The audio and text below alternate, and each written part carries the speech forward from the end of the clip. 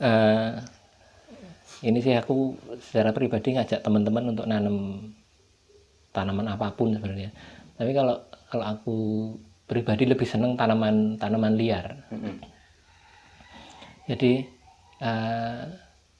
kita bisa ngundang hewan liar juga melalui si tanaman liar itu. Kalau di tempatku ada perenjak lumut itu menjadi menjadi sebuah objek untuk diamati karena dia sudah terbiasa dengan kita, bisa dengan santai beraktivitas di dekat kita duduk, di dekat kita nongkrong itu kita bisa lihat kehidupannya dari dekat. Dan salah satu hal yang aku amati dan menurutku menarik itu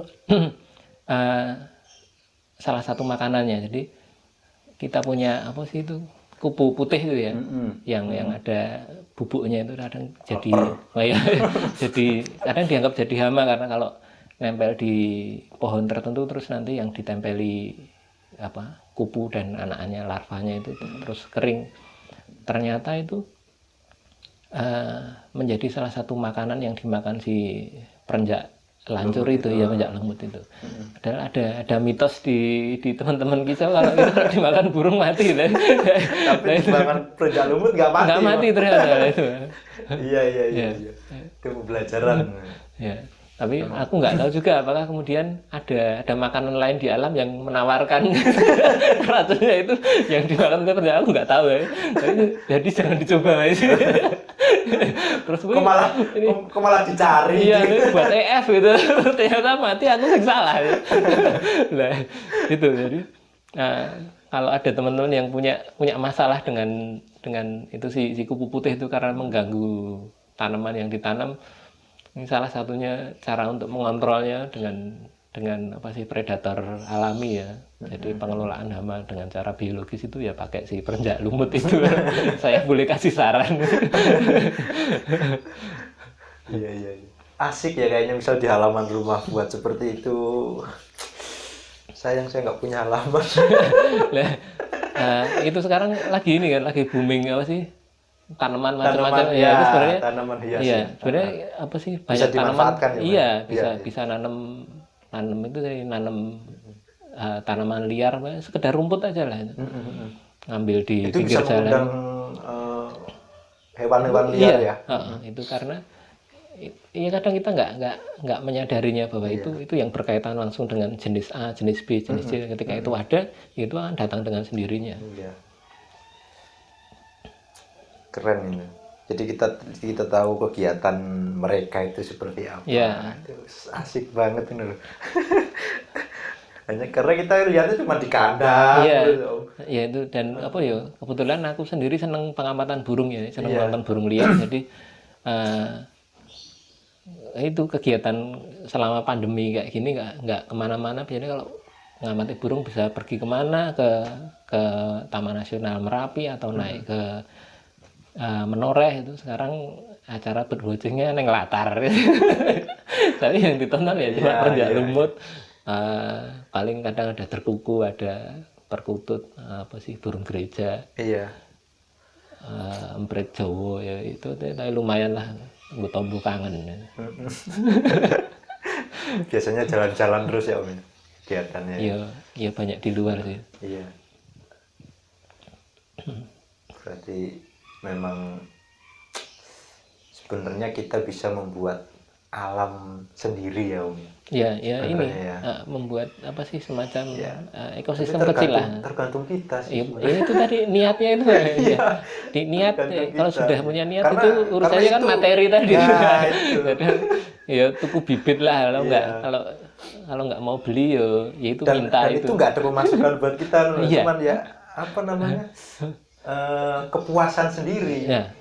Dan kalau aku bilang ya itu sedekah yang mungkin sebenarnya bermanfaat bagi banyak makhluk. Iya.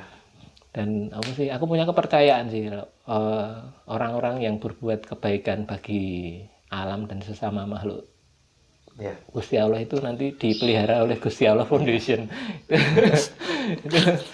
itu insya Allah berkahnya banyak. Enggak ora dinyono lah, tahu-tahu dimudahkan ini dan itu, dan Ya aku percaya itu derek Iya. Gusti Allah Foundation itu nek Dan aku bilang. alhamdulillah ya Josterop selalu dibantu. Iya, Iya. ya itu.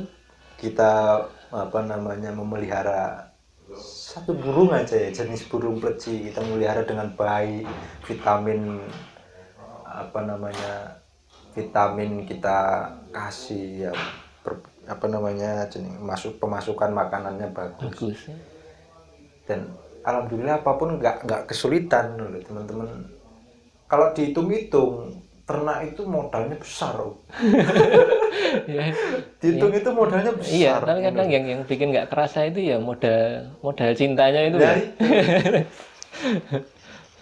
Apalagi pleci itu jujur kalau dibandingkan burung besar yang nggak mengesampingkan burung besar ya maksud saya makanan pleci, nutrisi dan lain-lainnya lebih mahal.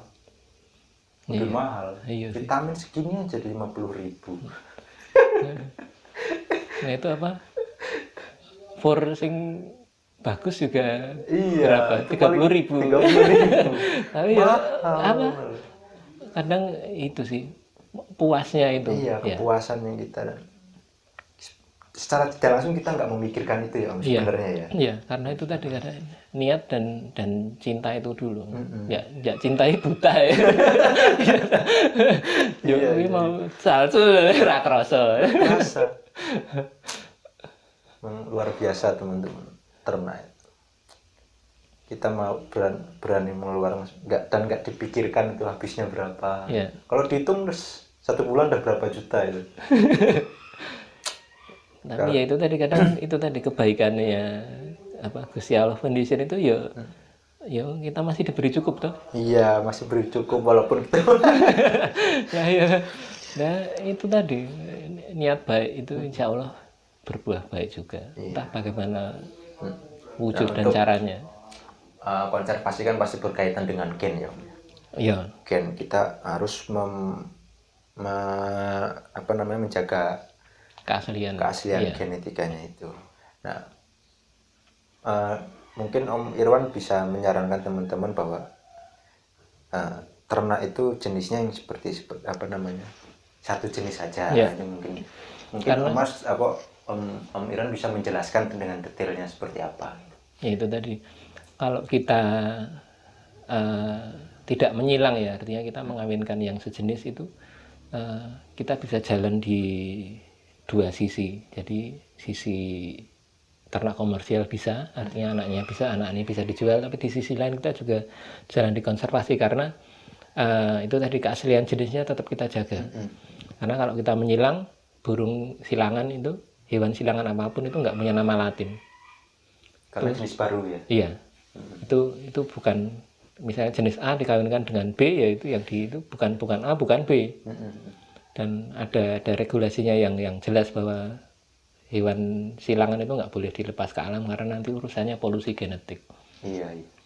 Kalau kita mau itu tadi menjaga kemurnian jenis itu kita bisa jalan di dua jalan ini tadi. Kita jalan komersial bisa, jalan konservasi bisa, dan di satu sisi itu tadi keanekaragaman hayati itu bisa jadi identitas, itu bisa jadi jadi penanda, itu jadi ciri yang khusus. Jadi ketika kita menjaga kemurnian jenis itu di bagian itulah kita menjaga identitas itu. Dan pleci sendiri aku lihat belum banyak diteliti ya, artinya publikasi ilmiah, penelitian ilmiah tentang burung ini masih minim dan kalau boleh jujur teman-teman yang menangkar dan hobi ini punya malah lebih pinter lebih teliti ya teman-teman, bisa menghafal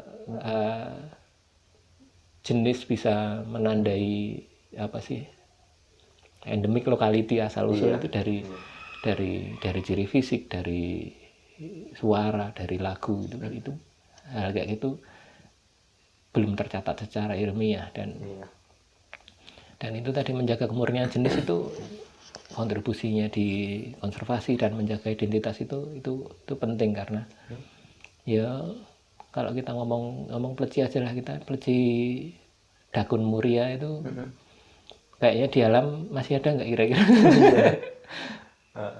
Mungkin ada, mungkin tapi sedikit lah. Iya, kan? Dan ketika ada teman-teman yang menangkar itu dan menjaga kemurnian jenis, hanya ngawinkan yang dakum muria mata putih dengan mata putih, nggak disilang dengan yang lain-lain, itu sudah, itu tadi kita punya tabungan, kita punya tabungan. Artinya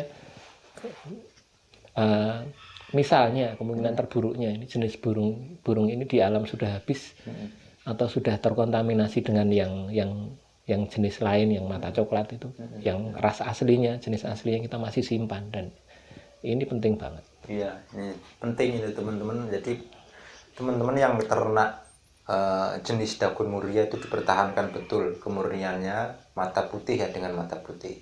Jadi jangan di ya walaupun sebenarnya tidak masalah. Muria macok sama muria maput sebenarnya tidak masalah disilang dikawinkan, cuman lebih baik ya Om. Iya, lebih baik kemurnian mata putih ini yang dipertahankan. Karena itu genotipnya kita belum tahu, belum ada penelitian genetik molekuler di itu, tapi dari sisi fenotip, dari sisi tampilan fisik ada sesuatu pembeda yang jelas bisa diamati, dan itu sesuatu yang terjadi secara alami dari sononya, dan itu identitas itu kalau hilang eman-eman runganti diteliti wis ra ono. Iya, itu perlu ada penelitian ya Om ya. Iya, dan yo sih mungkin Om Irwan ada planning untuk meneliti itu. Iya, sih aku banyak mendorong teman-teman yang serius meneliti burung ya, ahli burung lah. Iya. Ornitolog untuk meneliti itu keanekaragaman pleci Zosterops di Indonesia, karena kita kaya banget. Iya. Dan kendalanya sih seringnya penelitian yang kayak gini susah dicarikan dananya. jadi itu kadang halangan kita itu ya Om ya. Iya, apalagi kalau urusannya molekuler itu. Kita tes DNA itu butuh biaya. Iya. Betul. Dan kalau mau dapat data yang bagus ya kita butuh spesimennya banyak, jadi yaitu uji molekulernya juga berkali-kali, jadinya ya itu butuh biaya besar itu tadi. Dan memang konservasi itu tadi berani lapar. Iya, itu konservasi itu jalan terjal dan sunyi. Jadi kalau kita bertahan di konservasi keren. Iya. Itu nasihat dari bapak angkat saya itu, ngomongnya gitu. Kalau kamu mau kerja konservasi, ngajak orang untuk konservasi itu harus memastikan orang-orang yang kamu ajak itu perutnya kenyang. Kalau enggak, setidaknya mereka harus berani lapar, karena ini urusan rano duit. Dan ya itu kadang panggilan hati dan niat itu urusan itu duit ini di luar jual beli ya Om ya. Iya. Di luar jual beli ya. Kalau jual beli itu urusan lain. Ini untuk urusan masalah konservasi, kegiatan konservasinya itu butuh uang, tapi kita nggak ada uangnya gitu, konservasi itu. Dan itu harus berani lapar itu, dan kadang diuji staminanya seberapa jauh kuat lapar. Ini serius ya. Karena itu kenyataan hidupnya seperti itu kan. Dan aku berharap dan nggak sekedar berharap, aku yakin teman-teman di Zosterops sanggup menjalaninya. Bismillah. Iya, aku udah lihat Sauki kuat, Kompas kuat. Sudah ya dikuat-kuatin sih. Iya.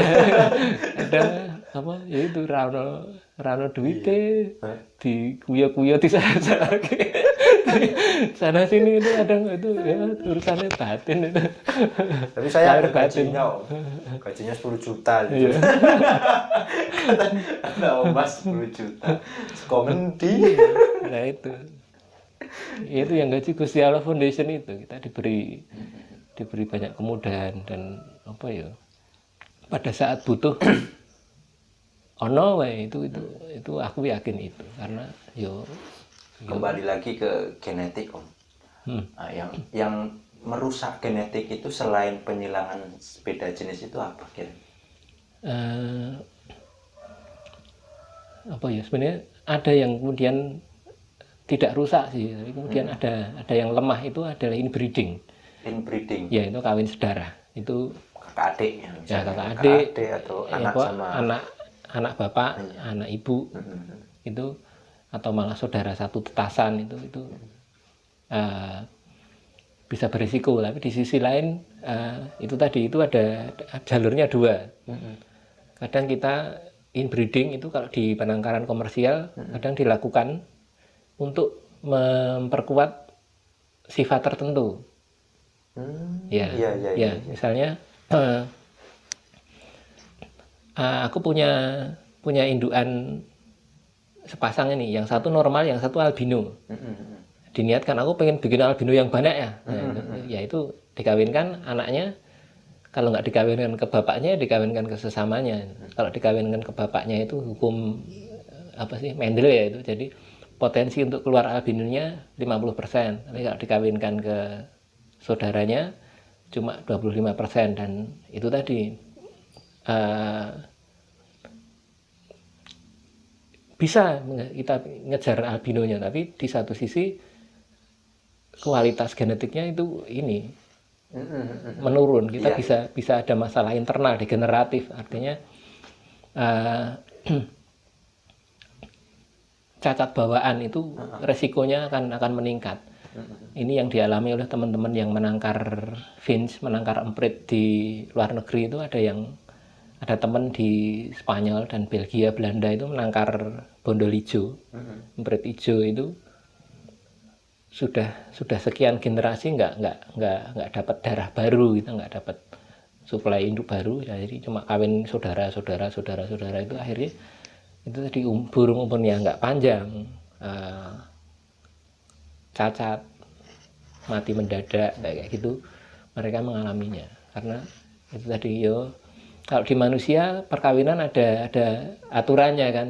Itu kadang kalau terlalu dekat secara hubungan genetiknya ya berisiko memunculkan sifat-sifat buruk yang resesif, yang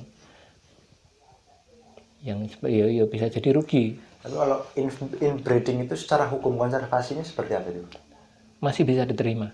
Oh, masih bisa diterima. Ya, masih bisa diterima sebenarnya. Cuma ketika itu dilakukan dalam jangka panjang, itu kita sedang menabung masalah sebenarnya.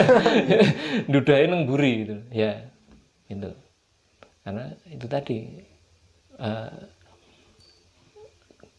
kelemahan-kelemahan yang resesif, yang tidak muncul, yang tidak terlihat itu akan semakin berpotensi muncul ketika kita inbreeding dalam jangka panjang. Iya. Makanya kalau di aturan penangkaran satwa dilindungi, kita minimal harus punya 2 pasang itu untuk menghindari inbreeding. Kemarin kasus ada itu sih, Josterop inbreeding itu dari teman kita di Josterop Solo. Solo ya. Josterop Solo itu ada yang terjadi inbreeding. Itu cuma bertahan 2 minggu kalau nggak salah, umur 2 minggu. Cuma bertahan sampai umur 2 minggu dan akhirnya cuman itu juga masih 50-50.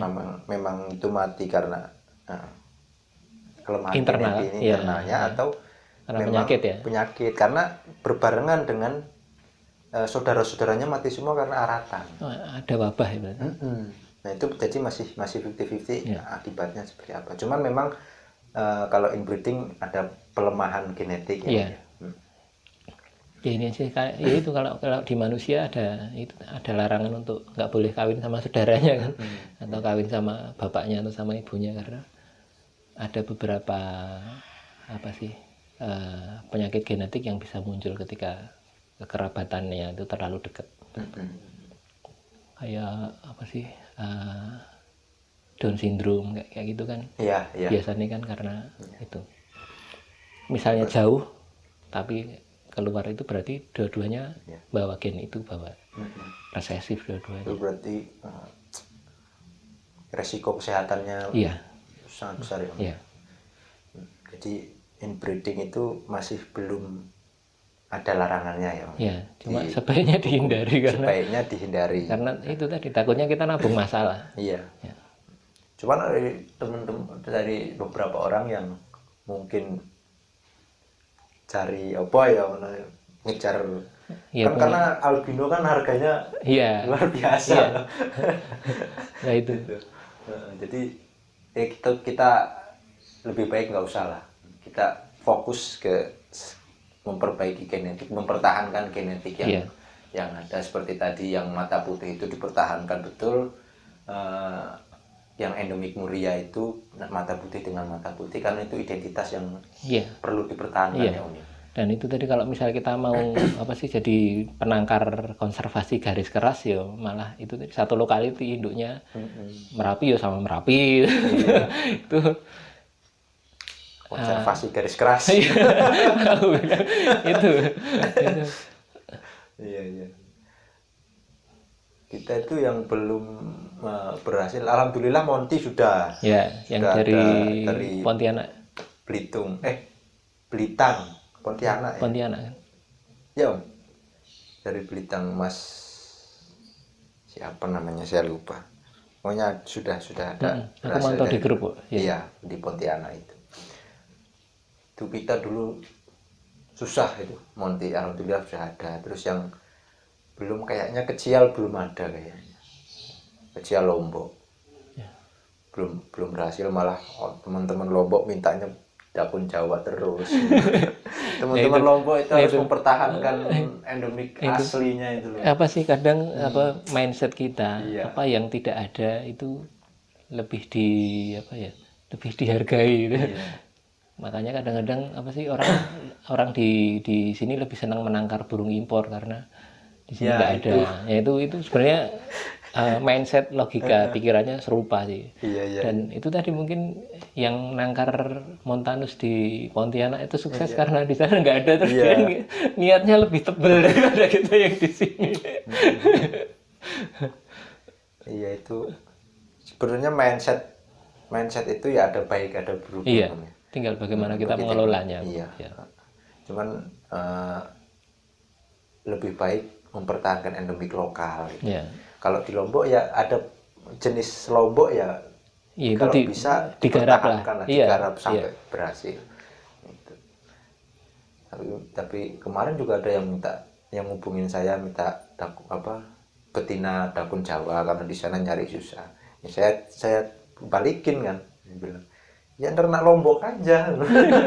Di sana kan banyak. Karena kan alasannya di sana susah dakun Jawa. Ya ternak dakun Lombok aja kan. Kita belum ada yang berhasil kan, itu salah satu poin juga nanti kalau misalnya sampai berhasil. Dan mereka juga nyari nggak susah karena kan masih banyak ini. Ya, itu cuman ya memang kadang materinya beda. Iya, itu yang jauh ya, itu yang di sini nggak ada, yang nggak biasa lihat itu terus jadi kelihatannya lebih. Ya kayak sekarang kita lihat banyak orang lihat cewek apa cowok Korea ganteng gitu, padahal biasa banget lagi karena trennya baru itu gitu. Gitu kan. Cuman kalah putih. Ya itu dan ya manusiawi lah. Iya, manusiawi. Tapi memang kalau saya setuju sama Om Irwan itu mempertahankan mata putih itu. Itu penting. Teman-teman di Jepara ada Mas Junet, ya. Terus di Pati, di Rembang itu yang dekat-dekat dengan Muria itu harus mempertahankan itu. Mata putih dengan mata putih, jangan mata putih dengan mata coklat kan. Ya, eman-eman identitas asli Murianya itu, karena memang seharusnya itu subspesies ya. Bisa jadi subspesies. Karena ketidaktahuan kita ya. Itu tadi. Belum ada penelitian secara ilmiah ya. Itu lemah di sana sih, dan karena aku sendiri sering bersinggungan dengan teman-teman otoritas keilmuan, scientific authority itu, yaitu banyak mendorong di sana, lebih pada memberikan ide dan informasi sih bahwa pleci ini beda dari yang sini loh gitu kan. Tapi kemudian ya kembali ke teman-teman peneliti untuk mau nyoba nengok itu apa tidak. Banyak sekali kok yang bisa diteliti di pleci. Iya, sebenarnya banyak. Iya, dari fisik itu aja lah lihat beda mata, beda apa ketajaman warna. Terus kalau apa sih aku belakangan merhatikan Montanus itu ada yang apa sih jidatnya ada yang kuning banget, ada yang enggak, Ya. kayak gitu kan. Ya. Itu kan menarik sebenarnya. Berarti belum ada sama sekali ya Om ya pleci ya? Ya jarang. Dari sisi suara, call-nya yang sini sama sana beda. Pasti kan ada karakternya ya, ada terus karakter. apa ngalasnya juga beda dan itu bagian dari dari identitas itu Iya. butuh dicatat Dan yo Jos jangan Cerop. sampai jadi sejarah lah. Iya.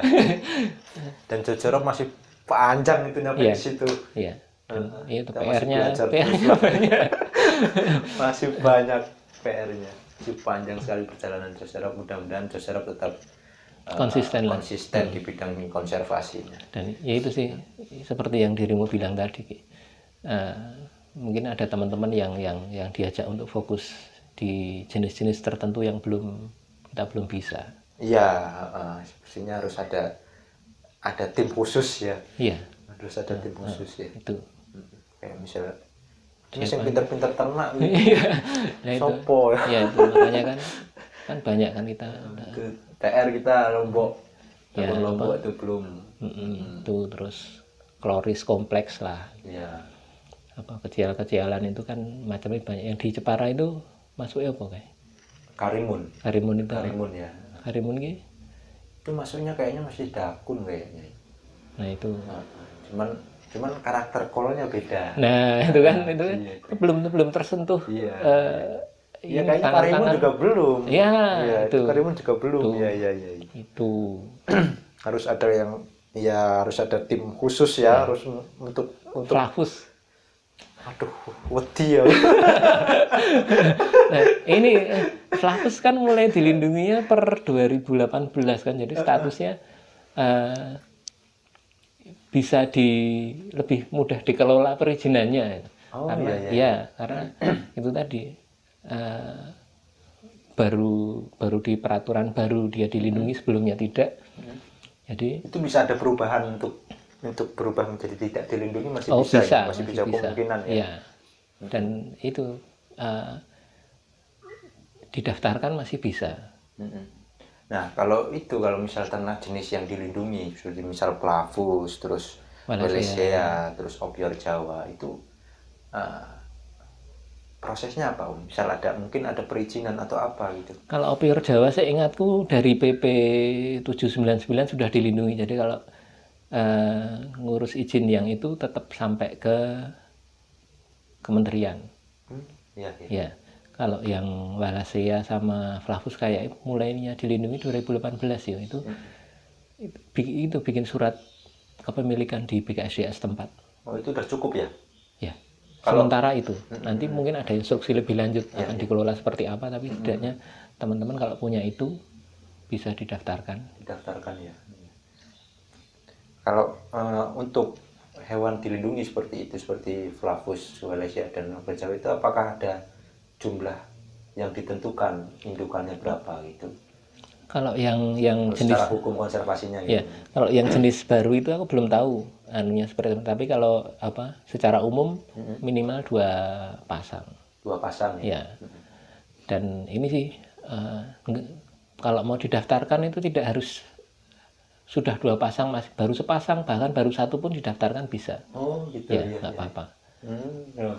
Teman-teman kalau misal memelihara burung yang dilindungi seperti Flavus, terus Wallacea atau Opior Jawa, langsung didaftarkan berarti tidak apa-apa ya? Iya, karena kadang-kadang ke BKSDA ya. Iya, karena kadang-kadang ada serahan sih. Jadi orang memelihara tahu itu dilindungi tapi kemudian enggan untuk daftarkan, enggan untuk memiliki lagi ya.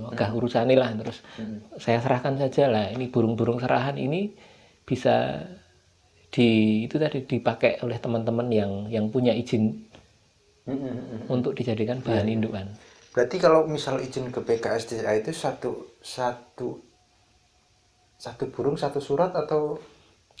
Kalau izin penangkaran itu per kelas. Jadi misalnya aku mengajukan izin penangkaran jenis burung, itu jenisnya macam-macam bisa. Ya. Kalau yang sekarang teman-teman yang karena perubahan tidak dilindungi menjadi dilindungi per 2018 itu Itu ini sih per burung satu surat. Itu nggak bayar. Gratis ya? Ya, kalau izin penangkaran bayar 500.000, berlakunya 5 tahun. 500.000 per 5 tahun? Ya, itu yang izin penangkaran? Iya. Sebenarnya masih rasional sih. Iya, masih rasional 5 tahun ya jaraknya. Ya. Bisa diperpanjang. Usaha akeh dulu. Iya. Nah itu. Iya. Langsung minta izin aja ke BKSDA gratis. Ya. Yang punya Flavus, Wallacea, nggak usah takut ya Om ya minta izin ke BKSDA. Karena mungkin ada beberapa teman-teman takut, mungkin punya Flavus, punya Wallacea mau diternak, mau minta izin ke BKSDA takut disita gitu. Iya, takutnya seperti itu mungkin karena jadi nggak ada izin ke BKSDA. Seharusnya langsung izin nggak apa-apa ya. Nggak apa-apa. Ngomong wae cah jos terop. Iya. Kalau minta ditemani bisa. Nah, ini yang kita ditemani Om Irwan. Minta ditemani yang khususnya yang di Jogja bisa ditemani sama Om Irwan ke BKSDA untuk minta surat. Ada Om Irwan kita itu komplit sebenarnya. Kalau mau ngurus izin penangkaran juga bisa. Nanti bareng-bareng karena itu. Om Irwan ada masukan untuk jos terop ke depannya? Itu sih yang tadi udah kita omongkan sebenarnya. Kita kalau bisa bikin tim khusus untuk nelateni menangkalkan jenis-jenis yang selama ini belum sukses, belum bisa ya. Karena butuh usaha, butuh effort yang lebih ketika kita mau menangkar burung liar, karena kita harus belajar ekologi burungnya. Kita harus cari tahu makanan alaminya seperti apa, musim kawinnya kapan, itu sudah bisa jadi acuan awal sih. Dan di bagian ini teman-teman bisa ngobrol, bisa bekerja sama dengan teman-teman pengamat burung yang punya data pengamatan burung di alam. Karena ya itu penting. Sampai ke perilaku kawin burungnya seperti apa, apakah monogami atau poligami, jantan kawin terus pergi yang ngurus betinanya kayak gitu. Nanti akan berkaitan dengan metode penangkaran yang ideal, yang memudahkan. Karena aku sendiri sudah nyoba, kalau pleci udah nyoba full campur, pisah campur, ini merasakan bedanya. Dan kenapa kok di jos terop disarankan pisah campur ya, karena dicoba dulu nanti akan merasakan bedanya di mana. Itu kan. Dan itu kemarin Om Mas bilang sistem ternak pleci bisa diterapkan ke semua burung dengan pisah campur itu. Iya. Ya itu terop ijan jas nanti. Itu kan itu tadi itu pengetahuan mendasar kan, dan itu bisa kita dapat berdasar pengalaman, berdasar pengamatan, dan pada akhirnya itu akan memudahkan. Dan aku pribadi sangat yakin kok tidak ada burung yang nggak bisa ditangkar. Tinggal kita berusaha. Iya, kita nelateni itu, mempelajari, karena banyak mitos sih di penangkaran burung. Jenis ini nggak bisa ditangkar karena kawinnya beginilah, kawinnya begitulah, sarangnya di sinilah. Tapi kalau kita niat, kita tahu ilmunya, kita pelajari perilakunya, itu mitos-mitos dan misteri-misteri kayak gitu bisa dipecahkan. Aku yakin kok. Kita pinter-pinter ya sebenarnya. Itu orang Indonesia itu pinter-pinter. Pinter ngakali. Iya. Itu pinter ngakali kalau digunakan untuk hal yang baik nggak masalah. Ngakali ini aja ngakali kancane. Modus ya pisan-pisan ra apa-apa lah. Modus ki Om Mas bener. Lah itu. Sing paling pinter Om Mas sing modus. Itu. Ya berarti ada PR ya buat teman-teman jos terop. Kita buat tim khusus untuk ternak jenis burung yang belum pernah kita sukses. Contohnya Kecial Lombok, Karimun, Dakun Karimun. Terus kita harus berani coba yang sudah dilindungi Flavus, Wallacea atau Opior Jawa. Itu nggak apa-apa. Kita berani minta izin ke BKSDA karena itu nggak apa-apa, nggak masalah. Toh kita juga bukti kita untuk konservasi kan ada Iya. ya Om ya. Iya. Josterop ini kan ada pendataan juga ada. Ada inilah. Sejarahnya Iya, lah ada sejarahnya, ada iya. catatannya. Jadi kalau Insya Allah kalau dilaporkan ke BKSDA aman ya Om Iya. ya. Insya Allah. Jadi nggak usah Jelas lah, takut. iya. Nah, itu. Terus yang kedua PR-nya berarti buat teman-teman yang deket Muria Iya. mempertahankan mata putih. Iya. Itu identitas yang harus kita pertahankan. Iya. Jangan kita silang dengan Dakun walaupun satu endemik Muria ya Iya. Om ya. Karena Kalau bisa biar tetap cirinya mempertahankan. nggak hilang. Ya ciri mata putihnya itu biar nggak hilang. Nanti jadi keruh kan kurang Kurang mantep. iya. Nggak bening. Jadi masih pengen ngobrol banyak sama Om Irwan tapi karena keterbatasan ya masih baru lah. Mudah-mudahan kita pasti bisa berkembang, kita bisa ngobrol lebih banyak lagi. Nanti kita bisa ngobrol di lain waktu lagi di pertemuan yang lain bahas tentang Tanggal 15. tanggal 15 nanti kita ada acara. Ya. Nanti kita syuting di sana lagi nggak apa-apa. Ngobrol-ngobrol lagi. Suwe nggak kumpul aku. Iya. Makasih Om Irwan atas waktunya dan atas informasi dan banyak banget ilmu untuk kita, untuk Josterop di podcast hari ini. Dan kebetulan hari ini adalah hari yang spesial buat Josterop, 11 November 2020. 6 tahun Josterop Indonesia. Semoga tetap jaya terus. Tetap dan istiqomah. tetap konsisten, istiqomah di bidang konservasi. Ya, makasih ya Om atas waktunya. Oke teman-teman konservasi, teman-teman pejuang konservasi di seluruh Indonesia, sampai di sini video kita saat ini. See you next time. Salam konservasi.